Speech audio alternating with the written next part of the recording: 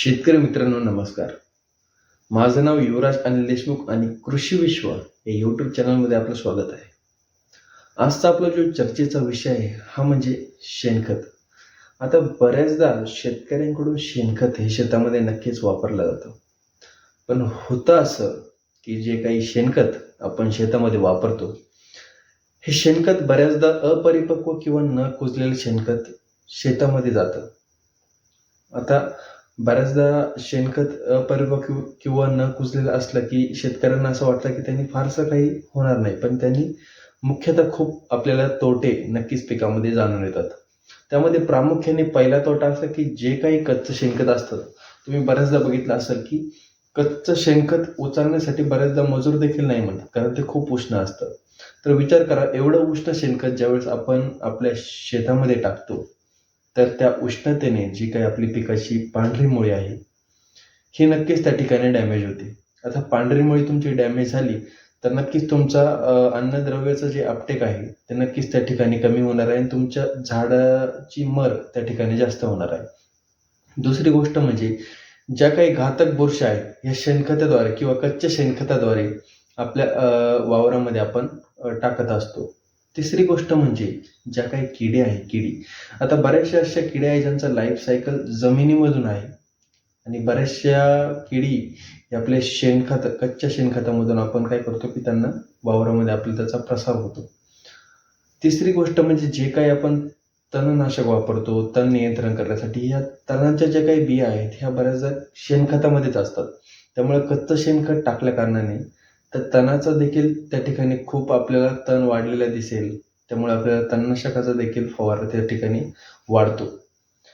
तिसरी गोष्ट म्हणजे जे काही कच्चं शेणखत आहे, ज्यावेळेस आपण शेतामध्ये टाकतो, त्यावेळेस शेतामध्ये ते शेणखत कुजण्याची प्रक्रिया चालू होते. आता ज्यावेळेस शेणखत शेतामध्ये कुजण्याची प्रक्रिया चालू होते, त्यावेळेस होतं असं की त्या परिसरातला जो काही ऑक्सिजन आणि नायट्रोजन आहे, हा शेणखत कुजण्यामध्ये याचा वापर केला जातो.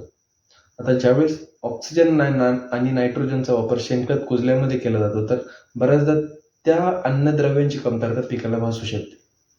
तर अशा बऱ्याचशा गोष्टी आहेत, जे कच्चं शेणखत वापरल्यामुळे आपल्याला आढळून येतात आणि या गोष्टींमुळेच आपला जो उत्पादन खर्च आहे हा बऱ्याचदा वाढतो.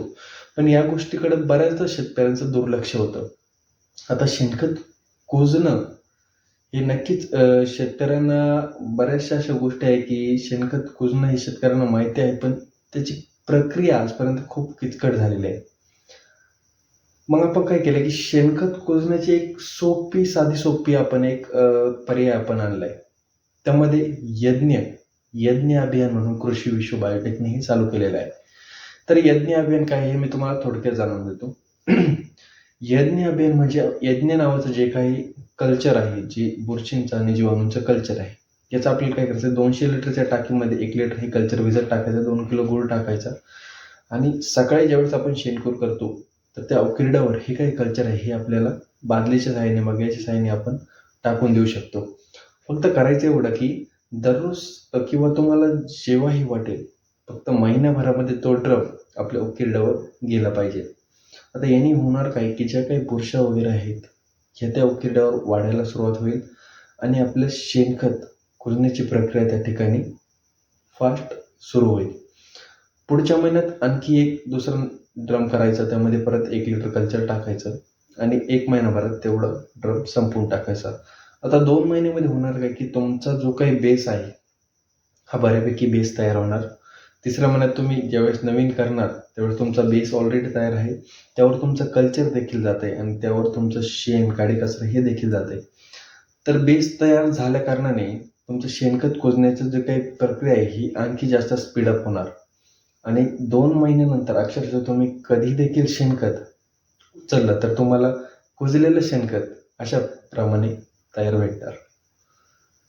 तर नक्कीच शेतकरी मित्रांना माझा असा आग्रह राहील त्यांना की नक्कीच त्यांनी वर जे काही मी आय बटनवर बऱ्याचशा शेतकऱ्यांचे मी काही रिव्ह्यू टाकलेले आहेत आय बटनवर, तर नक्कीच तुम्ही शेतकऱ्यांची प्रतिक्रिया, त्या व्हिडिओज बघा आणि नक्कीच तुम्ही यज्ञ अभियानामध्ये रजिस्ट्रेशन करा, कारण यज्ञ अभियान हे नक्कीच शेतीमध्ये एक मोठं क्रांती घडवून घेणारं अभियान आहे.